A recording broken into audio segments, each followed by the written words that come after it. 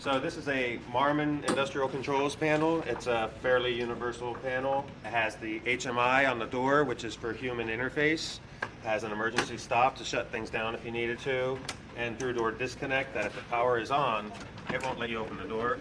You have to turn it off and get it unlatch and open.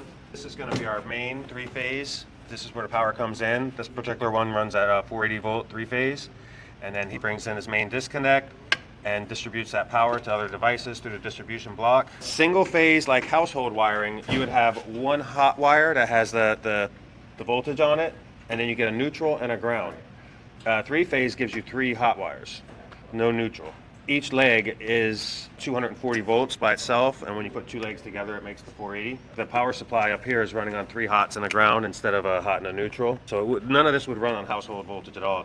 Nothing in here runs at 120 volts like what you have in the house. We go straight from 480 down to 24 volts DC in this panel. When we come in three-phase, we're going to come and feed all of our three-phase devices, which are going to be motors. So this right here runs this motor. And what this does is a variable frequency drive, so he can vary the speed of the motor. It's not just an on-off on the motor. The motor can ramp up to speed, and he can take references from other devices out there, be it a pressure switch that wants you to maintain certain pressure on a pipe, or a flow meter that wants you to maintain a flow. Whatever the reference is, we can program it to maintain different set points. And that's what the VFD does. Power comes in through a breaker for protection and then feeds the drive, and then it comes out of the drive to the motor. This is the second drive. We got a 3-horse and a single horse motor on this application. This one turns on to 24 volt DC, so it's called a primary breaker. Whenever you step down or step up or transform your voltages, you have to have primary and secondary so that we protect the incoming to the device and we protect the new outcoming 24 volts on the secondary. And then this is the last three-phase component. This is just a reversing drive. Basically, this will let a motor run one way, and then it'll time and repeat. After so much time, he'll spin it the other way. And up here on the top shelf, we've got the 24 volt power supply, 24 volt safety relay, network switch, and the PLC. The safeties relay, he's mostly, on this one, it's a smaller system. He's mostly looking at the e-stop and shutting down the drives. You can get very intricate on here. If you had other devices, other safeties out there in the plant that you wanted this to shut down for, he can monitor multiple safeties in the chain, and if everything on that chain isn't satisfied and proper, he would shut down the motors. This is just a network switch. It's Ethernet handling communications across all of the devices.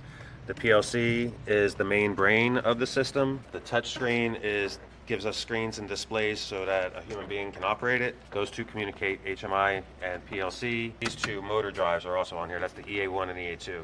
So you got your two motors, the touch screen, and the PLC all communicating on the internet and letting you know what's going on the front screen. The PLC all gets wired into here, and then all their external devices would get wired over here in the open spot. We provided some relays in case we needed any relay switching. So when this goes into whatever location it's going into, their field service guy or whatever would go through and wire into...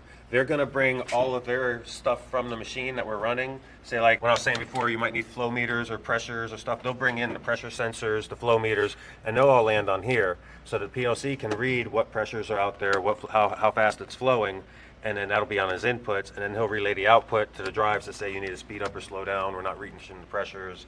But yeah, all of their sensors and devices all come into the panel and get wired up right in here.